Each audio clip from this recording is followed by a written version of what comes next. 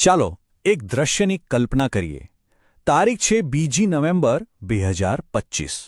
ભારતીય મહિલા ટીમે ઇતિહાસ રચી દીધો છે. તેઓ પહેલીવાર વર્લ્ડ ચેમ્પિયન બન્યા છે. આખો દેશ ઉજવણીમાં ડૂબેલો છે. પણ એક તસવીર છે જે આ બધાથી ઉપર તરી આવે છે, જે હંમેશા માટે યાદ રહી જવાની છે. કેપ્ટન હરમનપ્રીત કૌર ટ્રોફી જીત્યા પછી ઝૂકીને પોતાના કોચના પગ સ્પર્શે છે. એ જ કોચ જેમનું આખી જિંદગી એક જ સપનું હતું, ભારત માટે રમવાનું. પણ જુઓ, આજે એમણે એ સપનું પોતાની ટીમની આંખોમાં જીવી લીધું. આ શબ્દો છે અમોલ મઝુમદારના. પણ ખબર છે, આ ખાલી શબ્દો નથી. આ એક આખી જિંદગીની તપસ્યા, ધીરજ અને અંતે મળેલા એ સન્માનનો નિચોડ છે. એમની આખી સફરનો સારાંશ જાણે આ એક જ વાક્યમાં આવી જાય છે. તો સૌથી મોટો સવાલ એ જ છે ને કે આ થયું કેવી રીતે? એક એવો ખેલાડી જેની કરિયરને લોકો હંમેશા એક અધૂરા સપના તરીકે જ જોતા હતા, એ જ ખેલાડીએ ભારતીય ક્રિકેટને એનું સૌથી મોટું ગૌરવ કેવી રીતે અપાવ્યું? ચાલો એમની આ અદ્ભુત સફરને જરા ઊંડાણથી સમજીએ.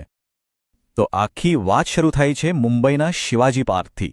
ક્રિકેટની નર્સરી કહી શકાય એવી જગ્યા, જ્યાં સચિન તેંડુલકર જેવા દિગ્ગજો તૈયાર થયા.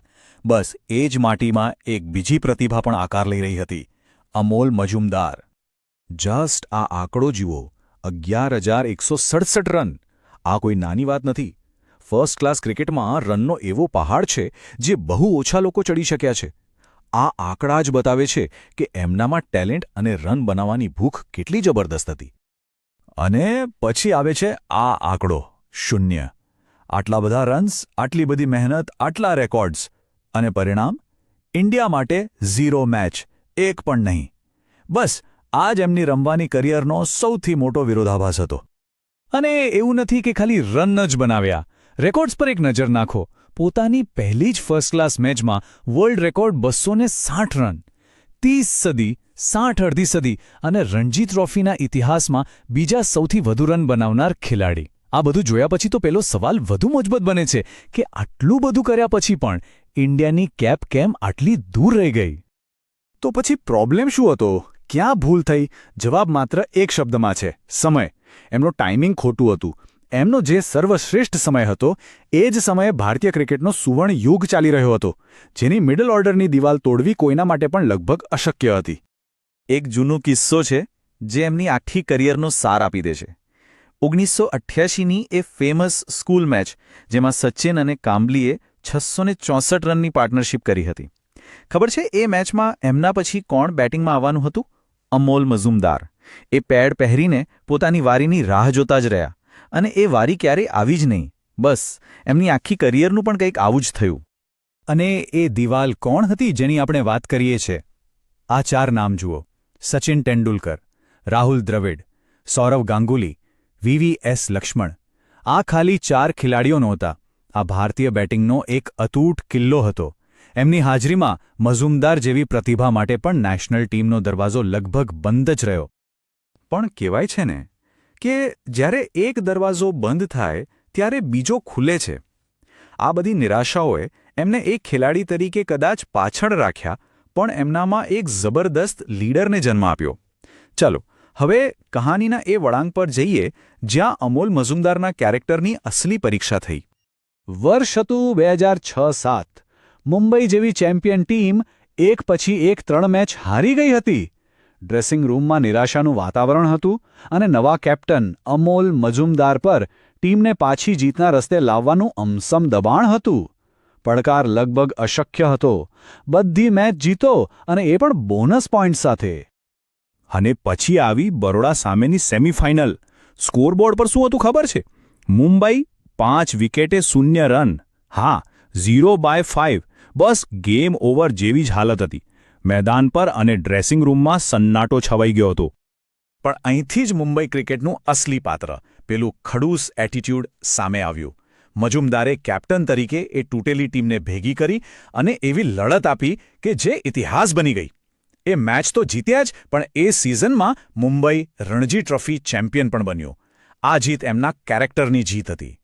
2014માં જ્યારે એમણે રમવાનું છોડ્યું, ત્યારે એમની ક્રિકેટ સાથેની સફર પૂરી નહોતી થઈ, બલકે એમની બીજી ઇનિંગ શરૂ થઈ રહી હતી. એમણે કોચિંગને માત્ર એક વિકલ્પ તરીકે નહીં, પણ એક નવા મિશન તરીકે અપનાવ્યો. અને જુઓ, એ કોઈ ઉતાવળમાં કોચ નથી બન્યા. એમણે બકાયદા આખી પ્રોસેસ ફોલો કરી. દુનિયાભરમાંથી કોચિંગના સર્ટિફિકેટ મેળવ્યા, અલગ અલગ ટીમો સાથે કામ કરીને અનુભવ લીધો અને ધીમે ધીમે પોતાની કોચિંગની ફિલોસોફી તૈયાર કરી. એટલે ભારતીય મહિલા ટીમના કોચ બનવું એ કોઈ અકસ્માત નહોતું, એ વર્ષોની તૈયારીનું ફળ હતું. અને આ બધી જ તૈયારી, બધા અનુભવો, પેલી 0-5 વાળી મેચનો સંઘર્ષ અને એ જીત, આ બધું જ એક જગ્યાએ આવીને ભેગું થયું 2025ના વર્લ્ડ કપમાં. હવે એમની કોચિંગની, એમની ફિલોસોફીની અને એમના કેરેક્ટરની ફાઇનલ પરીક્ષા હતી. તો એમણે એવું તો શું બદલી નાખ્યું કે ટીમ ચેમ્પિયન બની ગઈ? મુખ્યત્વે 3 બાબતો પર ફોકસ કર્યું. પહેલું, વિશ્વાસ. એમણે દરેક ખેલાડીના મગજમાં એ વાત બેસાડી દીધી કે તું એક મેચ વિનર છે. બીજું, ફિટનેસ. એમણે ફિટનેસ અને ફિલ્ડિંગનું સ્તર જ અલગ લેવલ પર પહોંચાડી દીધું. અને ત્રીજું અને સૌથી અગત્યનું, એકતા. એક એવી ટીમ બનાવી જે એકબીજા માટે લડવા તૈયાર હતી. અને આ બદલાવની સાક્ષી કોણ પૂરે છે? ખુદ કેપ્ટન હરમનપ્રીત કૌર. એમના શબ્દો સાબિત કરે છે કે મઝુમદાર માત્ર એક ટેકનિકલ કોચ નહોતા, પણ એ ટીમના ડ્રેસિંગ રૂમમાં એક નવી ઊર્જા અને આત્મવિશ્વાસ લઈને આવ્યા હતા. તો જુઓ, આખી સફર કેવી રીતે પૂરી થાય છે. એક તરફ એ ખેલાડી જે પોતાની વારીની રાહ જોતો રહ્યો, અને બીજી તરફ એ કોચ જેણે ભારતને સૌથી મોટી જીત અપાવી. જે ભારતની જર્સી પહેરવાનું સપનું અધૂરું રહી ગયું હતું, એ જ જર્સી એમણે 36 વર્ષ પછી પહેરી, એક કોચ તરીકે. એમની ઓળખ એ નથી રહી કે એ શું ન કરી શક્યા, પણ એ બની ગઈ કે એમણે બીજાઓને શું હાંસલ કરવામાં મદદ કરી. અને આ આખી વાત આપણને એક બહુ મોટા સવાલ પર લાવીને ઊભી રાખે છે કે ભારતની જર્સી પહેરવાનો સાચો અર્થ શું છે? શું એનો અર્થ ખાલી મેદાન પર ઉતરીને રમવું જ છે? કે પછી પડદા પાછળ રહીને પોતાના અનુભવથી એવા ચેમ્પિયન્સ તૈયાર કરવા જે દેશનું નામ રોશન કરે? અમોલ મઝુમદારની આ સફર આપણને શીખવે છે કે કદાચ સાચી જીત પોતાના સપના પૂરા કરવામાં નહીં, પણ બીજાના સપનાને પાંખો આપવામાં છે.